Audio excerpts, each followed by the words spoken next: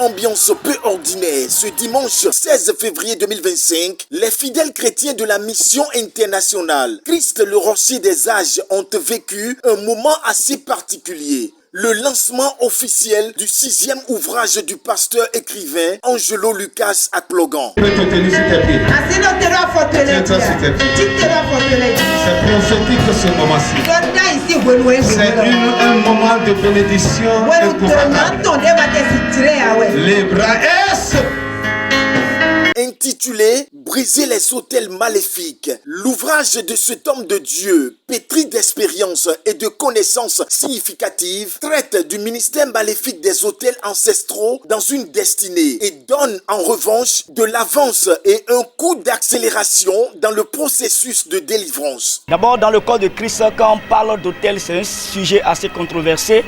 Il y a beaucoup de personnes qui ne croient pas au ministère ou aux implications des autels dans une destinée. Ils prétendent que comme Christ a déjà tout accompli à la croix, le chrétien ne doit plus parler des autels et qu'un chrétien ne peut plus être influencé par les autels, que les autels c'est quelque chose qui a rapport à l'Ancien Testament. Mais là, il y a beaucoup de questions qui s'imposent quand on prend une pause pour voir et analyser ce que la vie nous propose. Aujourd'hui, notre constat est alarmant quand nous voyons des gens qui vont à l'église. Non seulement ils vont à l'église, ils donnent aussi leur vie à Jésus-Christ de façon réelle et sincère. Donc c'est des gens qui sont vraiment nés de nouveau, mais leur vie ne change pas. On voit que des gens peuvent continuer d'aller à l'église et la personne sera en train de vivre ce que sa maman, ce que sa grand-mère, ce que son grand-père avait vécu avant lui. Alors là, on se pose une question. Pourquoi la vie en Christ peut être égale à la vie avant Christ?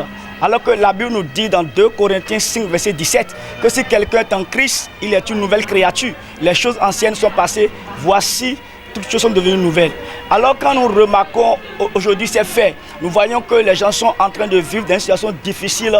Il est urgent et il est important que nous mettions à la lumière de la parole de Dieu l'implication des autels maléfiques dans la vie du chrétien. Sa passion et son ministère, loin de toute idée pécuniaire, se concentrent exclusivement sur l'évangélisation et l'enseignement, domaine dans lequel l'homme de Dieu prouve à suffisance ses talents. Et l'objectif primordial en sortant ces livres n'est pas d'abord un objectif pécunier. Ce n'est pas d'abord un objectif financier. L'objectif, c'est de propager la parole de Dieu, de mettre la vérité en lumière afin que les chrétiens puissent s'imprégner de ces vérités afin de vivre la gloire de Dieu. En tant qu'un oint de l'Éternel, en tant qu'un instrument du royaume, notre devoir est de mettre cette vérité de façon accessible à tous les chrétiens afin que les gens soient effectivement délivrés. Parce qu'il est important que si les gens n'ont pas la connaissance, ils ne peuvent pas prier de façon efficace. Donc la connaissance est capitale et urgente pour que leur destinée soit affranchie.